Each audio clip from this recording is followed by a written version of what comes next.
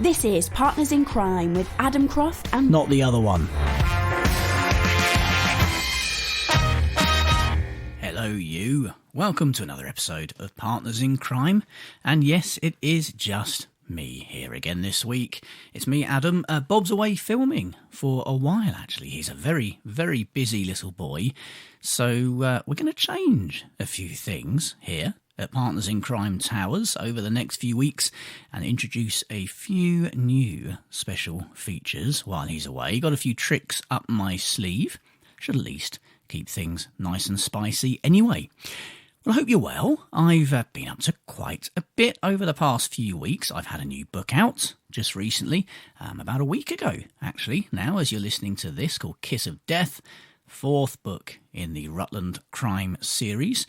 So do go and get your hands on that. Would be very much appreciated. You can go direct to my website and get the paperback or ebook there. Or we would highly recommend that you get it from Kobo, because they very kindly sponsor Partners in Crime.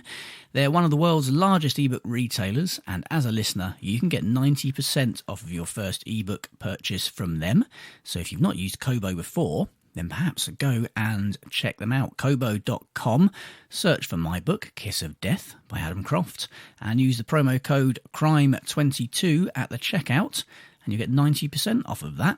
If you've used your promo code already, then you can grab it using the code PARTNERS22, and all of the details for that are in the show notes.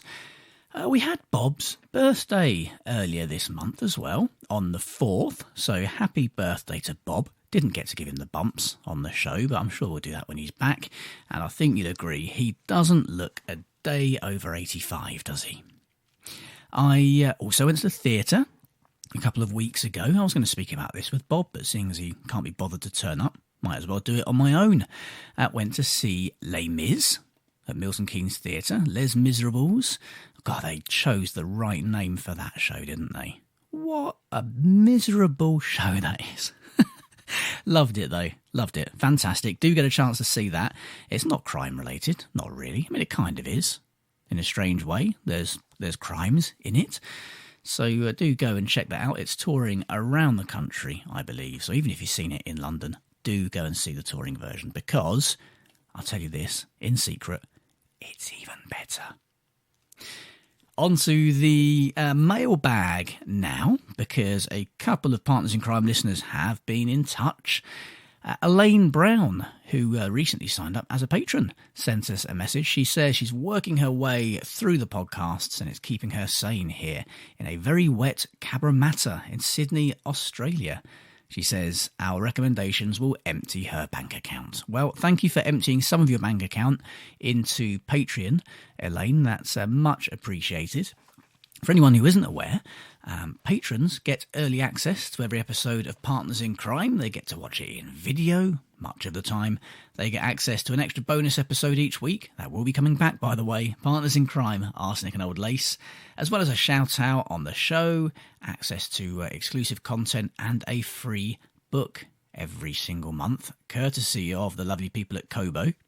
Now this month's free book of the month for May is Remorseless by Will Patching, who is an excellent author. I can tell you that personally. I've been reading his books for years. This book was actually released 10 years ago. It's the first in the Remorseless series. Will teamed up with us back in February last year for the book of the month, so it's great to be able to feature him again. Remorseless is usually £3.99 on ebook, and it's yours absolutely free if you're a Partners in Crime patron, so do go and check that out in your dashboard now. If you're not, but you'd like to be, you can join today at patreon.com/Partners in Crime podcast. The link and all of the details are in the show notes. And even when we have a week off, or if Bob's not here, you get Moriarty's musings and lots of other content to keep you suitably amused and or disappointed.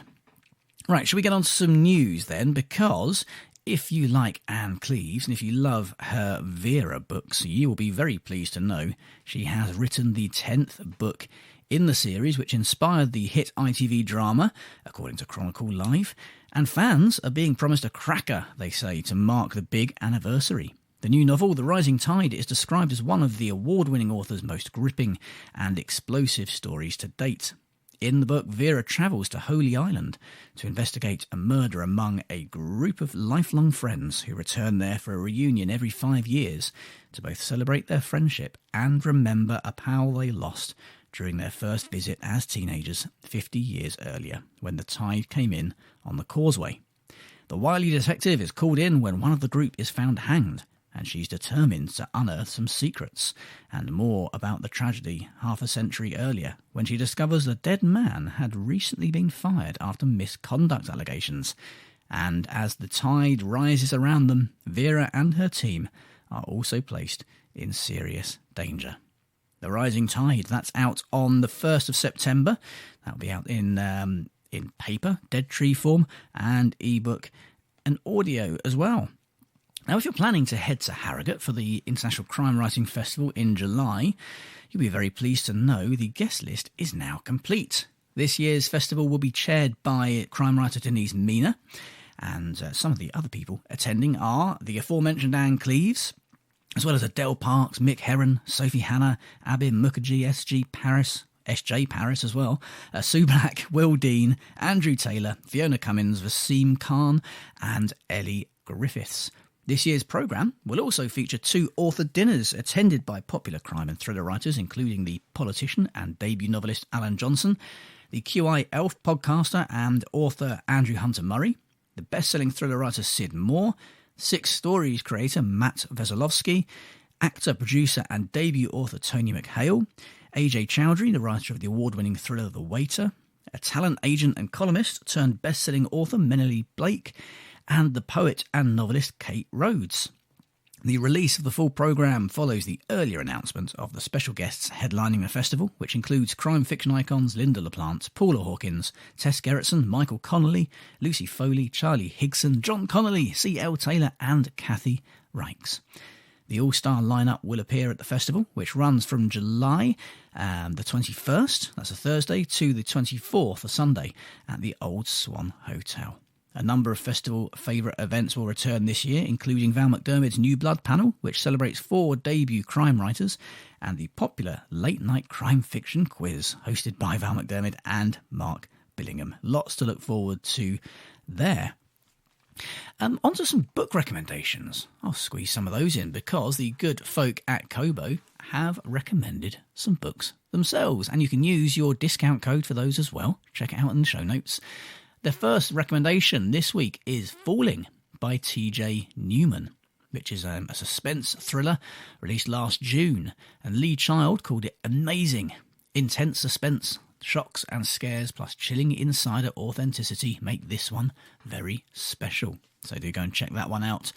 And a book from only a few weeks ago, 12 Secrets by Robert Gold, a crime thriller, which Lisa Jules says she couldn't put down for a single second. And the synopsis states, a small town, a shocking crime. You'll suspect every character, but you'll never guess the ending. How about that? That's a promise for you, isn't it? Go and check those out. Falling by TJ Newman and 12 Secrets by Robert Gold. Now, while we're talking about news, we've got another event actually at the end of July, a crime fiction panel, which you can go and check out. It's at the Marketplace Theatre. I need to go and check where that is, in Armagh, in Northern Ireland. So if you're over that way, or Southern Ireland, it's in one of them. It's an island somewhere. You can drive over the border and everything. It's great, so it really doesn't matter. The award-winning County Armagh writer Stuart Neville, whose new thriller The House of Ashes has been critically acclaimed, hosts a crime fiction panel with 2 of today's most popular and highly successful crime writers, Val McDermid and Mark Billingham, doing lots of hanging around together at the moment, aren't they? In their band and everything. So go and check that out. Friday, the 29th of July, 8:30pm. Tickets cost £12. So if you're in Ireland, north or south, do head along to that and support a wonderful event. One other very interesting news story I noticed about a week ago now was on crimereads.com. Great website, by the way. Do go and check that out. It was 10 reasons why Victorian England is the perfect setting for murder. how can you possibly avoid an article with a title like that? The 10 reasons they gave were the famous London fog, the pea super, opium eaters and the law of laudanum. Make of that what you will. Number 3 was the upstairs-downstairs thing. The Victorian social structure offers a treasure chest of intriguing possibilities, they say. Petty rivalries, class struggles, below-stairs intrigues, accusations of petty theft, and pretty housemaids with an eye on the lord of the manor. Add in an oh-so-proper butler, a dour housekeeper with a shameful past, a ridiculously handsome footman who attracts the eye of the baronet's nubile daughter, and an unfortunate scullery maid who finds the body and screams like a banshee. Number 4 was the potent poisons. Number 5, the village doctors. What would a Victorian county house murder be without the venerable village doctor, they say. He's an old friend of the family, naturally, and eager to certify the cause of death in a way guaranteed to cause the family, who haven't paid him a farthing since the old Queen's coronation, the least possible fuss. Dun, dun, dun. They also say the age of exotica is something that adds to that intrigue. In Victorian England, the possibilities seemed endless and expanding. Untraceable poisons added to a glass of port, venomous snakes from the rainforests of South America tucked beneath the eider down. The cult of death as well. Number 7, this one I find particularly fascinating. They say in Victorian England, thanks to disease, the dangers of childbirth and the misguided attentions of family doctors, death was an ever-present reality. The Victorians were obsessed with death.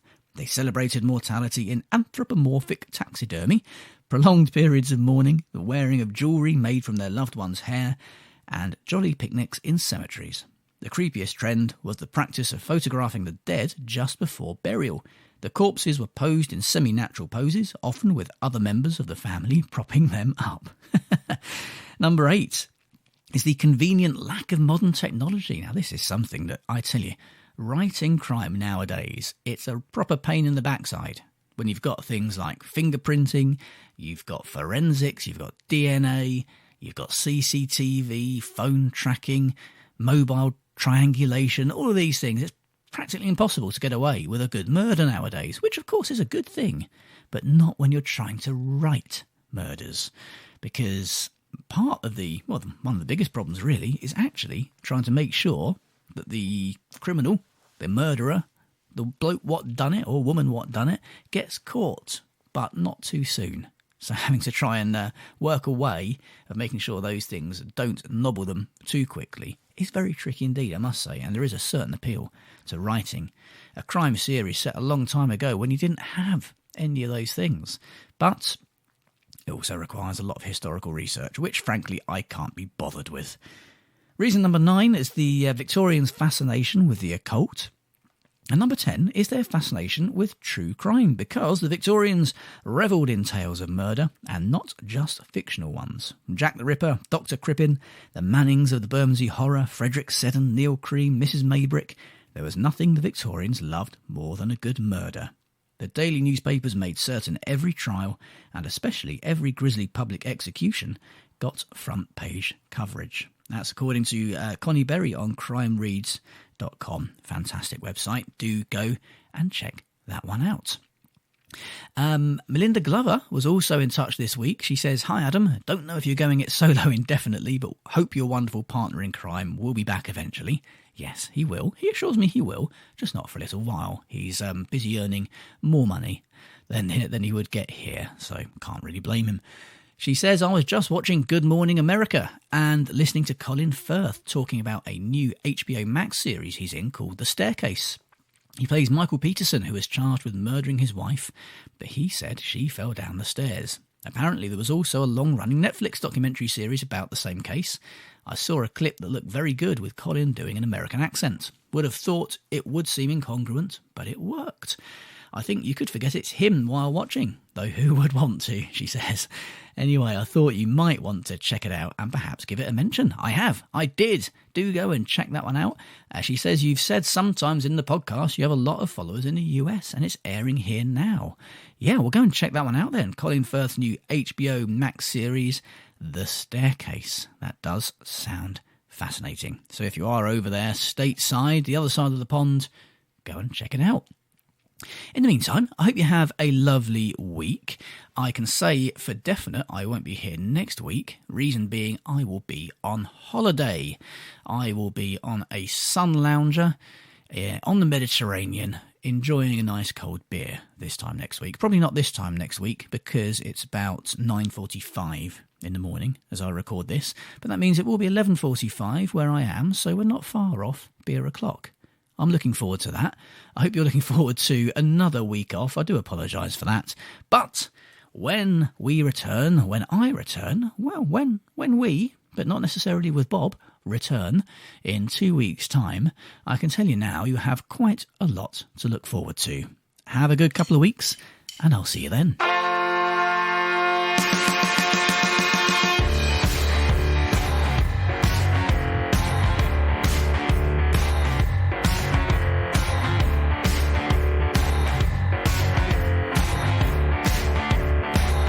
Partners in Crime was presented by Adam Croft and Not the other one. produced by Adam Croft. The theme tune was by the Caesareans. The Partners in Crime logo and imagery were designed by Stuart Bache. Partners in Crime is sponsored by Kobo, your favourite local bookshop, perfected.